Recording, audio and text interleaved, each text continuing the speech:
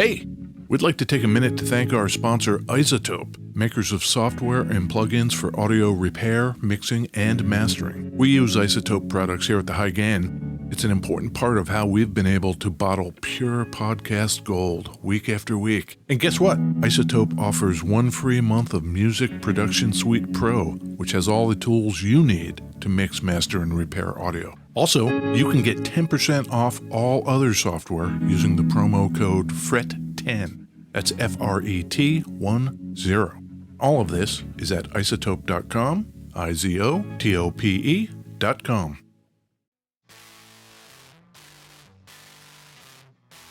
Hey, this is Ed Peterson. And this is John Kiltica, Ed.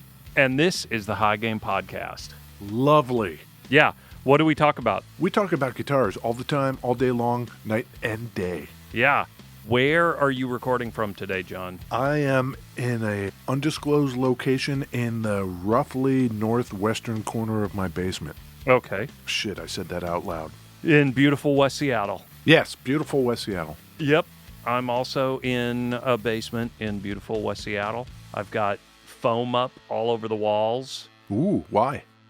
Soundproofing. Oh, it's not like your GIMP cave or something? Nope, just soundproofing. Okay. I mean... It would be all right if it was. I'm just asking. Exactly. No shame. That's right. We don't worry about what Ed's doing in his basement. No. You know what I'm saying? Mm-hmm. Yeah, this is episode number 2 today. We're double banging it here on record day. 2-banger, double banger, either of those work. Yeah. I think so. You never asked me what I wanted.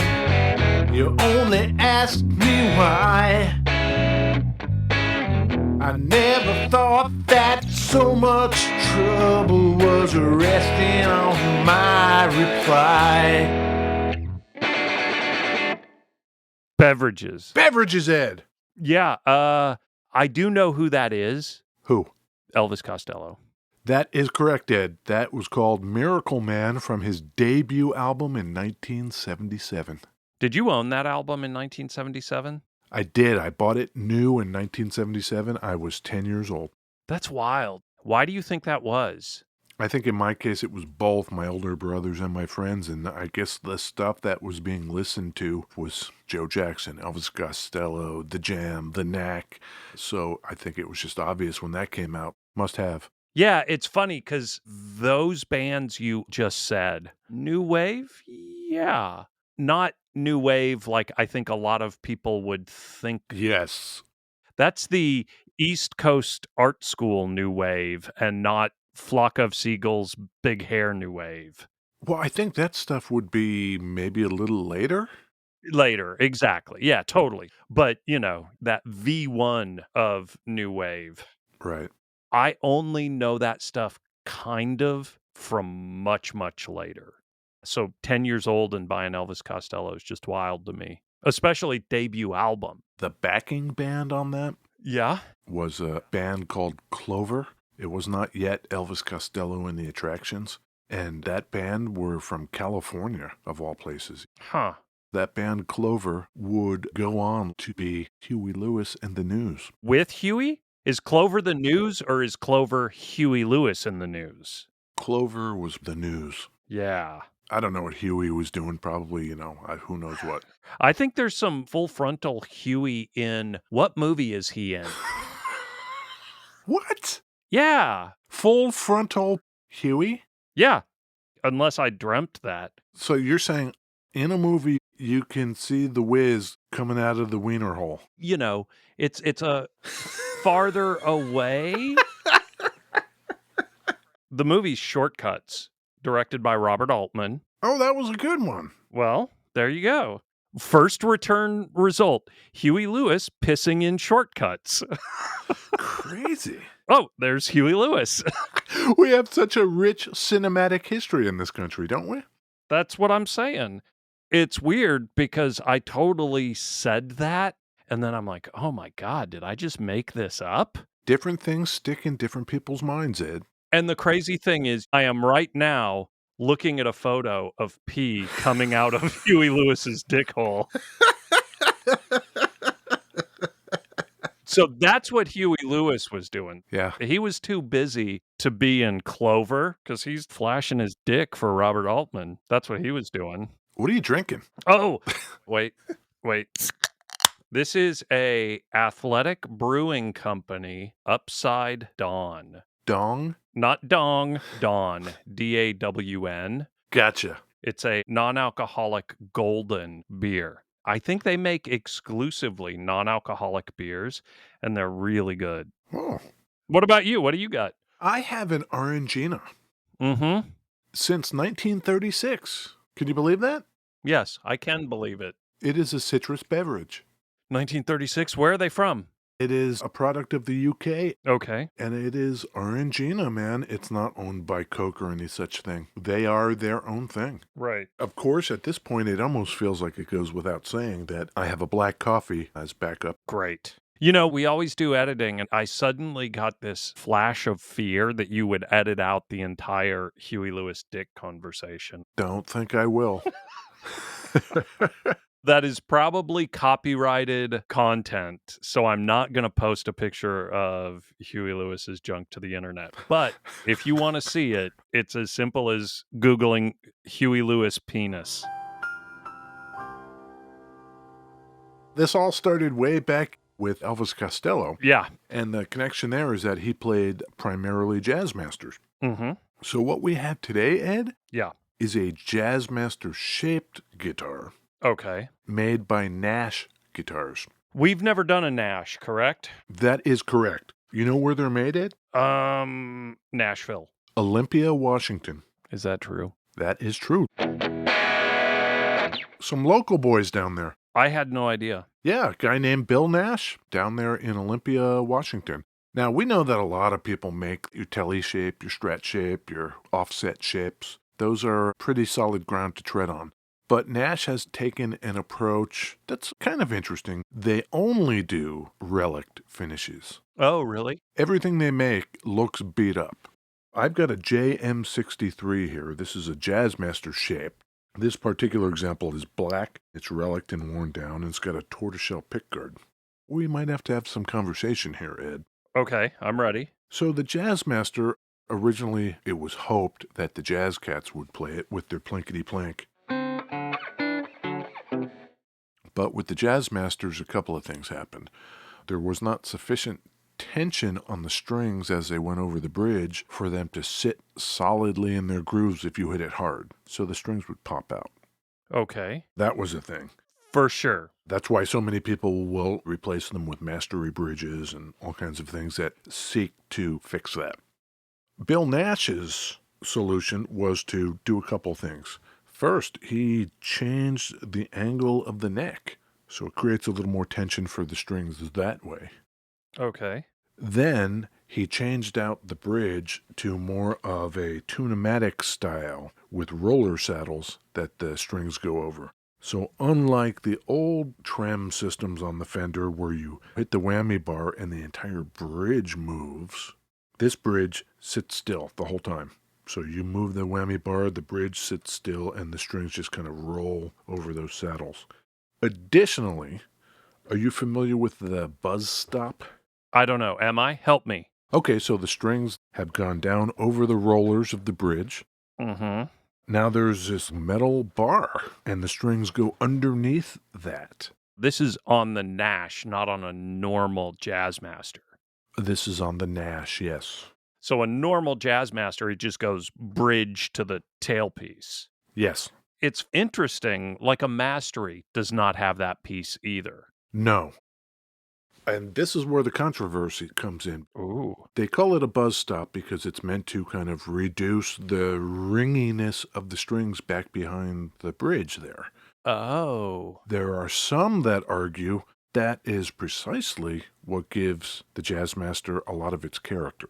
For sure. So I don't know, there are some people that are like, oh yeah, buzz stop, way to go. And then other people that are like, every time they see a buzz stop, first thing they do is take it off. You've owned plenty of Jazzmasters. Yeah. Have you had some time to play with it? I've never had one with a buzz stop on it. First thing I think is that the trem arm seems kind of stiff. I have no idea if that's because of the additional tension on the strings that the buzz stop creates, or if it's something else entirely.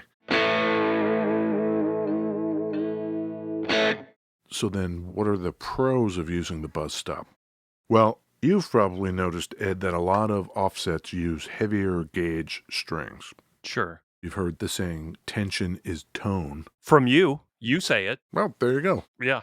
So another way to get that additional tension is with something like the buzz stop.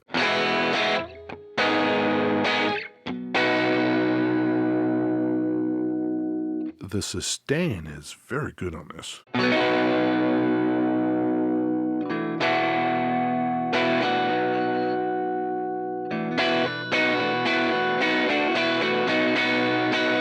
Boy, that does sound good. I've gone into Thunder Road, and they've had a few of those Nashes in there. Yeah. I have owned Jazzmasters and Jaguars. I don't own one right now, and the reason is I've never played one that I actually liked. I've never felt like a Jazzmaster just felt good. But the thing with the Nashes is it feels like a more sturdy guitar that you can play hard and not worry about it. I would completely agree with that. It does have that feeling to it. And the finishes on it are equivalent, in my mind, to what you're going to get from, in some cases, the Fender Custom Shop at least double the price. Oh, yeah. So there's that. But, it's not just the neck angle and the buzz stop and the bridge. There are a couple of different considerations that Bill Nash kept in mind when he built these. These pickups are made by Lawler to Bill Nash's specifications. They have underwound the neck pickup. Is that in the rhythm circuit, or is that neck in the lead circuit? That is the lead circuit, as necular as it goes with the tone. So now if I go bridge, as bridgular as it gets.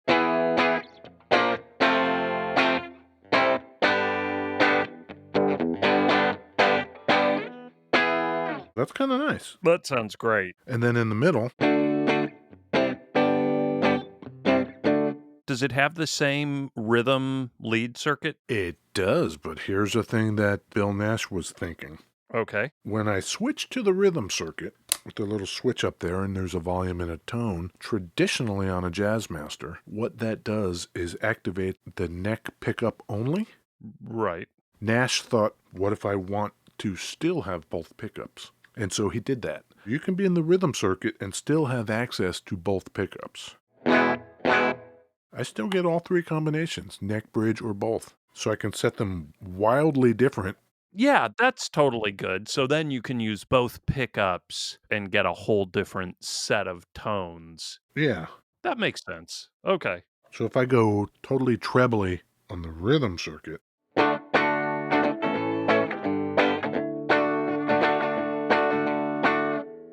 now I'm in the lead circuit, bridge pickup, but I've rolled the tone back on the bridge pickup. Yeah. So I've put our overdrive back on.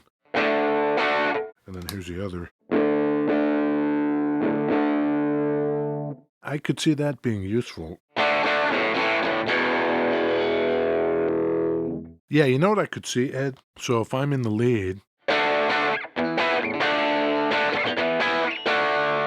maybe I kick in the fuzz and go over to the rhythm circuit for the creamier.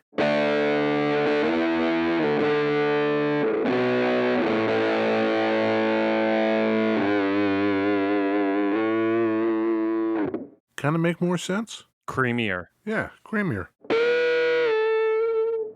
I think a thing that's been a standard complaint with regular Jazzmasters is dudes like Jay Massis. He just either fucking cuts that rhythm circuit, literally removes it, Yeah. or he just tapes down the rhythm so it's always in lead. And I think a lot of that is because it just doesn't give you much more tonal variation than you can get from just the lead circuit alone. Yeah. So this fixes that. On a regular Jazzmaster, whenever I've owned them, I've just been in lead circuit and leave it alone. I never use the rhythm circuit. You know what I think would be more useful to me? Lay it on me. Is if it had an additional pickup selector switch. Does that make sense? In the lead circuit, you've got your pickup selector, your volume and tone. Yep. And then in the rhythm circuit, give me another pickup selector, volume and tone. That way I could just set them wildly different. Yeah. All I got to do is flip that switch and I'm just going back and forth. Yeah, then you'd have a whole nother switch on the guitar to deal with. You could put it somewhere out of the way. Sure. The way the Nash looks now, it's familiar, you know. Yes. It's laid out exactly like a Jazzmaster. I get what you're saying. Another 3-position switch. That's what you want. Yeah. Okay, you can have that. I bet you give Bill Nash a call and he'd do that for you. What do you think of that? I'll bet he would, because, he and I, way back. Why not? One of the finishes that I've seen on some of his guitars that I've also seen on other Relic dudes is that paint over paint finish. Yes. I love it so much. Isn't that great? I like the black over sunburst. That's a favorite of mine.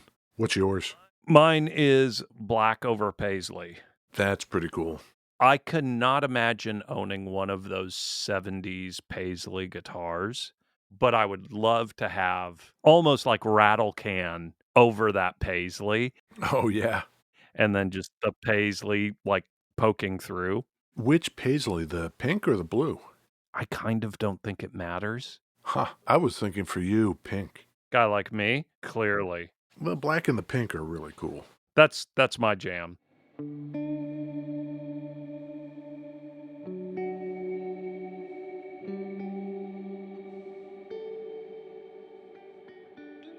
Do they build custom or do they just do orders for retail and do you know? Yeah, I don't know. You have to go through their dealers. I just don't know if they have a particularly a la carte situation or if they just have their bunch of models, Yeah. which are Telly and Esquire, their Strat. They do their own double cutaway symmetrical style. Like a junior. Yeah, Junior E. It has 3 pickups, 3 humbuckers that are coil tapped. Oh. So that's kind of cool. You can go single to double. It's kind of junior-y. It's also maybe a little closer to that Travis Bean shape. Yeah, I think you're right. That one's super cool. Yeah, I'm looking on the page. Man, they have no end of colors. Their colors and their relic job are pretty top notch. Yeah. I've seen a lot of these things. They're doing really good work. They come to you not just relic or beat up, but they feel really good. You mentioned solid. It doesn't feel like something that needs to be broken in. It kind of feels like it already is. That's kind of nice. They have that Jazzmaster shape with the Telly hardware. That is maybe my favorite. Yeah. And I think the reason I gravitate towards that configuration is because I dislike the bridge in Jazzmasters so much. Oh, right. So I don't know. I almost think that rolling bridge and buzz stop might just get rid of that for me. Maybe that's what you've been responding to this whole time. Maybe it just feels too loose and sloppy back there. The people always say Ed is not into that loose, sloppy stuff. Something that adds more tension to the strings and tightens things up a little bit would be more to your liking. They make a thin line style too, right? Yeah. Their deluxe is pretty nice. Their Telly Deluxe. They put Lawlers in all their stuff, and that's nice because those are super solid pickups. The other thing is their hardware relicking is really, really good. I think so. The kind of tarnish they get on the silver parts is really nice. Not overboard. How long has Nash Guitars been around? Like, they've been on my radar for a year, maybe? Something like that? Bill Nash wanted to leave the kind of corporate world. I guess he had some sort of job that he didn't like. He started making them in his basement on weekends in 2001. 20 years. He's been doing it a while. Yeah.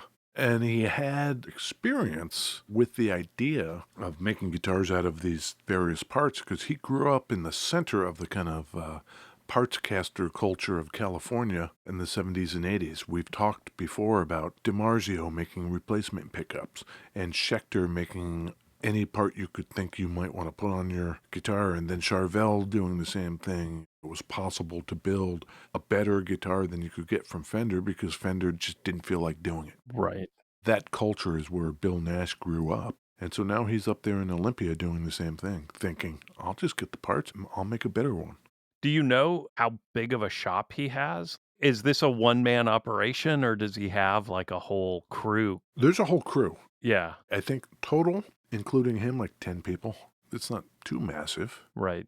I looked at their FAQ and the first thing on the FAQ is, can I buy direct? And the answer is no, we do not sell direct. We do have a network of authorized dealers. So yeah, that whole, can you buy a custom? No, you cannot. They probably just don't want to deal with that kind of overhead. Yeah, definitely. As we've talked to smaller builders, that has been a thing.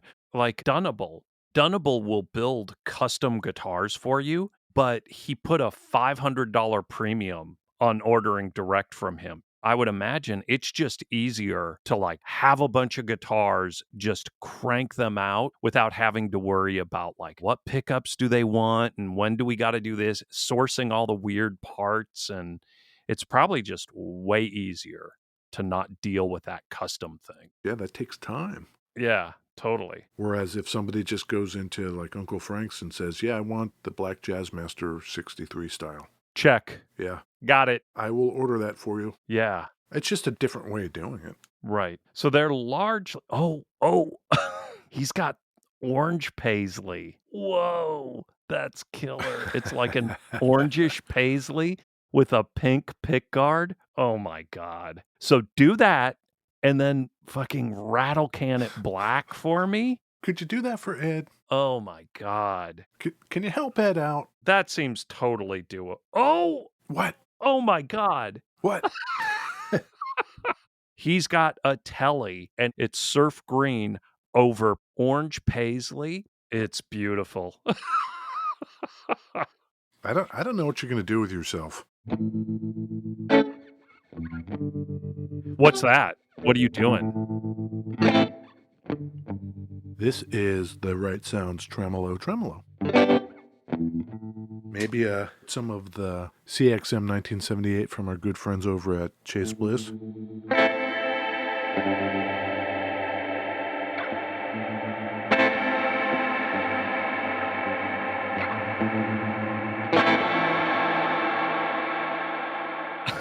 I'll just turn that mix down a little bit.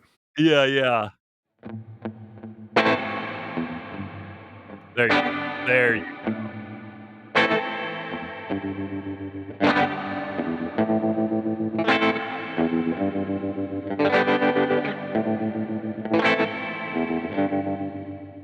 Great.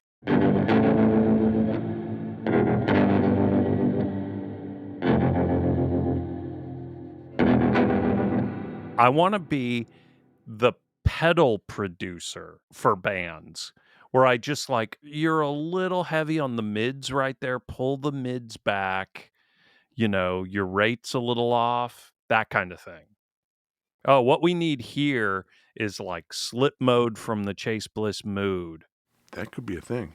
Ed's pedal recipes. Oh. Peterson's presets. Yeah. What do you think of these Nash guitars? The work that's being done by our neighbors just down I-5 there in Olympia, Washington. I think that after owning 5 or 6 Jazzmasters, I don't want to own another Fender Jazzmaster. That's it. I've just decided I'm never going to own another Fender Jazzmaster. Would I own a Nash? Yeah, maybe so. Maybe that's suddenly the turning point. There are so many people making such great offsets right now. You don't have to go back to Fender ever again if you don't want to. I've got a Tele. I've got a Strat. That's fine. Yeah. They do good work. I think they do. They do. But just Jazzmasters, I'm just not into it. So, Bill Nash? Yeah, okay. I'm into it. Yeah. What about you? I think in post-COVID times, maybe we go down there and knock on Bill Nash's door. Hey, Bill, it's us from the High Gain. I think in COVID times, I'm just going to go kick the door in. Oh, yeah. Hey, Bill. We're here. Yeah. Yeah, no, I'm not going to do that. That would mean putting on hard shoes and like leaving the house. You don't want to do that. Mm-mm. Slippers, baby. Slippers. In the last year, I've put shoes on probably 24 times. Fuck shoes. Viewers, the last time Ed showed up to give me a pedal, Yep. he had the soft shoes on. It's understandable. Yeah. What I wasn't expecting was the bathrobe and the hair in curlers.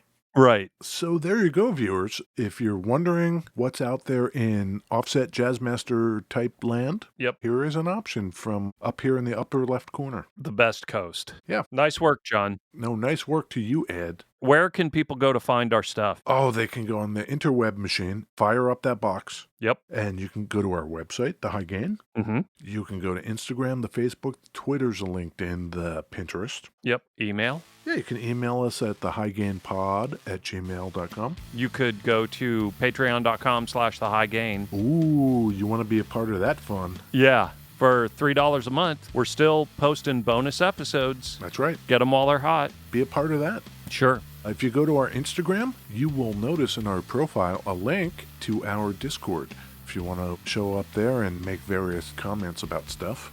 We are on there a fair bit, maybe more than we should be.